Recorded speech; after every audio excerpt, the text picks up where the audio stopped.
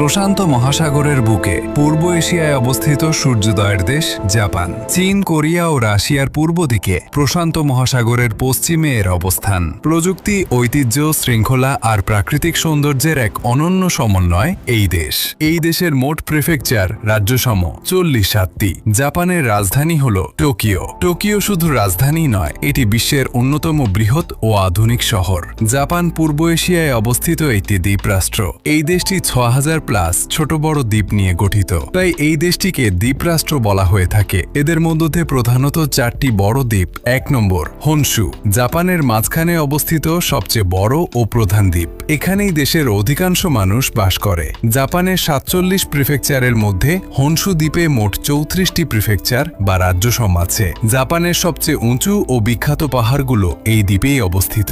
সবচেয়ে বিখ্যাত পাহাড় মাউন্ট ফুজি, উচ্চতা প্রায় 3776 মিটার। এটি একটি আগ্নেয়গিরি। হনশুর মধ্যভাগে অবস্থিত পাহাড়ি অঞ্চলকে বলা হয় জাপান আল্পস। এটি 3টি প্রধান পর্বতমালায় বিভক্ত: হিদা পর্বতমালা, কিসো পর্বতমালা, আকাইশি পর্বতমালা। এগুলোতে তুষারপাত হয় এবং রয়েছে স্কি রিসোর্টও। 2 নম্বর হোক্কাইডো, জাপানের উত্তর প্রান্তে অবস্থিত এই দ্বীপ। একই সঙ্গে এটি একটি প্রিফেকচার। হোক্কাইডো জাপানের দ্বিতীয় বৃহত্তম দ্বীপ, পাহাড়ি ও আগ্নেয়গিরিময় অঞ্চল। হনশুর সাথে এটি যুক্ত বিশ্বের অন্যতম দীর্ঘ সমুদ্রতল টানেল, সেইকান টানেল দিয়ে। সবচেয়ে উঁচু পাহাড় মাউন্ট আসাহি, উচ্চতা প্রায় 2291 মিটার। এখানে দেখা যায় তুষার ঢাকা শৃঙ্গ, লাভার ভূমি ও উষ্ণ প্রস্রবণ। হোক্কাইডো জাপানের সবচেয়ে ঠান্ডা অঞ্চল। শীতে ভারী তুষারপাত, তাপমাত্রা শূন্যের নিচে নেমে যায়। গ্রীষ্ম তুলনামূলক ঠান্ডা ও আরামদায়ক। প্রধান শহর হল সাপোরো। হোক্কাইডোর রাজধানী বিখ্যাত স্নো ফেস্টিভ্যালের জন্য বিশ্বজোড়া পরিচিত। 3 নম্বর কিউসু, জাপানের দক্ষিণ পশ্চিম দিকে অবস্থিত কিউসু। এটি জাপানের 3য় বৃহত্তম প্রধান দ্বীপ। হনসুর সাথে এটি কানমন স্ট্রেটের মাধ্যমে সেতু ও টানেল দিয়ে যুক্ত। জাপানের অন্যতম বৃহৎ সক্রিয় আগ্নেয়গিরি মাউন্ট আসো এখানেই অবস্থিত। এখানকার জলবায়ু তুলনামূলক উষ্ণ, প্রচুর বৃষ্টি হয়। কিউসু ছিল জাপানে বিদেশি বাণিজ্য ও সংস্কৃতির প্রবেশদ্বার। এখান থেকে ইউরোপীয় ব্যবসায়ী ও মিশনারিরা প্রথম জাপানে প্রবেশ করে। 4 নম্বর শিকোকু, জাপানের দক্ষিণ দিকে হনশুয়ের নিচে অবস্থিত শিকোকু। এটি জাপানের সবচেয়ে ছোট প্রধান দ্বীপ। শিকোকু সেতুর মাধ্যমে হনশুর সাথে যুক্ত। দ্বীপের মাঝখানে বিস্তৃত পর্বতমালা রয়েছে। অনেক এলাকা দুর্গম ও বনাচ্ছন্ন। উল্লেখযোগ্য পাহাড় হল মাউন্ট ইশিজুচি, উচ্চতা প্রায় 1982 মিটার। শিকোকুর সবচেয়ে উঁচু পাহাড়। শিকোকুতে অনেক ছোট ও দ্রুতগামী নদী আছে। ইয়োশিনো রিভার শিকোকুর গুরুত্বপূর্ণ নদী। ঘন বন, পাহাড়ি উপত্যকা, জলপ্রপাত, উপকূলীয় দৃশ্য, সব মিলিয়ে প্রকৃতির এক অপূর্ব রূপ। জাপানের প্রায় 70 থেকে 75% অঞ্চল পাহাড়ি, তাই দেশটির প্রকৃতি, আবহাওয়া, নদী এবং বসতি সবকিছুতেই পাহাড়ের বড় প্রভাব রয়েছে। চলো জেনে নেওয়া যাক জাপানের ইতিহাস। জাপানের ইতিহাস হাজার হাজার বছর পুরনো। প্রাচীনকালে এখানে বিভিন্ন গোত্র ও উপজাতি বসবাস করত। ধীরে ধীরে একটি সম্রাট কেন্দ্রিক রাষ্ট্র গড়ে ওঠে। জাপানের সম্রাটকে বলা হয় তেন্নো, অর্থাৎ স্বর্গীয় শাসক। 7ম থেকে 8ম শতাব্দীতে জাপানে কেন্দ্রীয় সরকার শক্তিশালী হয় এবং রাজধানী স্থাপন করা হয় প্রথমে নারা, পরে কিয়োতো শহরে। দ্বাদশ শতাব্দীর পর জাপানে সামরিক শাসন শুরু হয়। সামুরাই নামে যোদ্ধারা তখন দেশের ক্ষমতা ধরে রাখত। এই সময়ে শোগুন নামে সামরিক শাসকরা বাস্তবে দেশ পরিচালনা করতেন, যদিও সম্রাট ছিলেন নামমাত্র প্রধান। এই সামুরাই যুগ প্রায় 700 বছর স্থায়ী ছিল। তখন জাপান বেশিরভাগ সময় বাইরের বিশ্বের সাথে কম যোগাযোগ রাখত।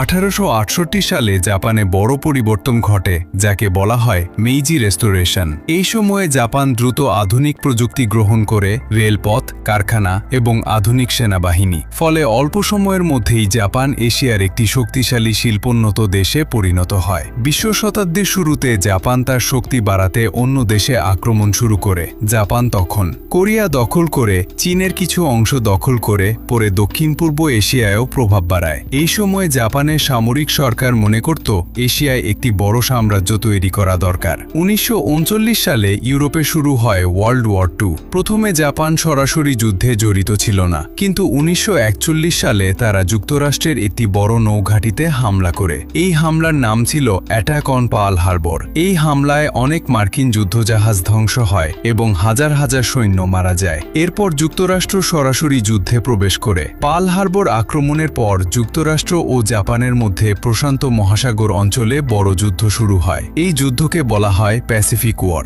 যুক্তরাষ্ট্র ধীরে ধীরে জাপানের দখল করা দ্বীপগুলো পুনরুদ্ধার করতে শুরু করে। 1944 থেকে 1945 সালের দিকে জাপান যুদ্ধ হারতে শুরু করে। যুদ্ধ চলাকালীন যুক্তরাষ্ট্র একটি গোপন প্রকল্প শুরু করে। এই প্রকল্পের নাম ছিল ম্যানহাটন প্রজেক্ট। এই প্রকল্পে বিজ্ঞানীরা প্রথম পারমাণবিক বোমা তৈরি করেন। তাদের লক্ষ্য ছিল দ্রুত যুদ্ধ শেষ করা। 1945 সালের মাঝামাঝি জাপানের অবস্থা খুব খারাপ ছিল, কিন্তু তারা এখনও আনুষ্ঠানিকভাবে আত্মসমর্পণ করেনি। কিছু ইতিহাসবিদ মনে করেন যুক্তরাষ্ট্র সোভিয়েত ইউনিয়নকেও তার সামরিক শক্তি দেখাতে চেয়েছিল। 1945 সালের 6 আগস্ট যুক্তরাষ্ট্র একটি পারমাণবিক বোমা ফেলে হিরোশিমা শহরে। এই বোমার নাম ছিল লিটল বয়। বিস্ফোরণে পুরো শহর ধ্বংস হয়ে যায়। প্রায় 70,000 মানুষ সাথে সাথে মারা যায়। পরে আরো হাজার হাজার মানুষ বিকিরণে মারা যায়। 3 দিন পরে 9 আগস্ট দ্বিতীয় বোমা ফেলা হয় নাগাসাকি শহরে। এই বোমার নাম ছিল ফ্যাটম্যান।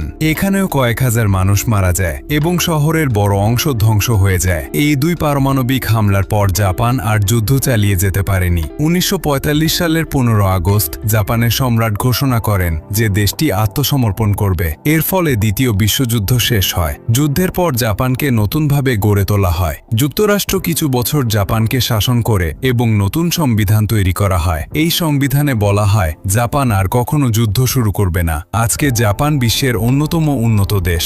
এই দেশ প্রযুক্তি, শিল্প, শিক্ষা এবং সংস্কৃতিতে বিশ্বে গুরুত্বপূর্ণ ভূমিকা পালন করে। আজও হিরোশিমা এবং নাগাসাকি শহরে স্মৃতিসৌধ রয়েছে। প্রতি বছর 6 আগস্ট এবং 9 আগস্ট সেখানে শান্তি দিবস পালন করা হয়। এই ঘটনাগুলো বিশ্বকে মনে করিয়ে দেয় যুদ্ধ কতটা ভয়াবহ হতে পারে।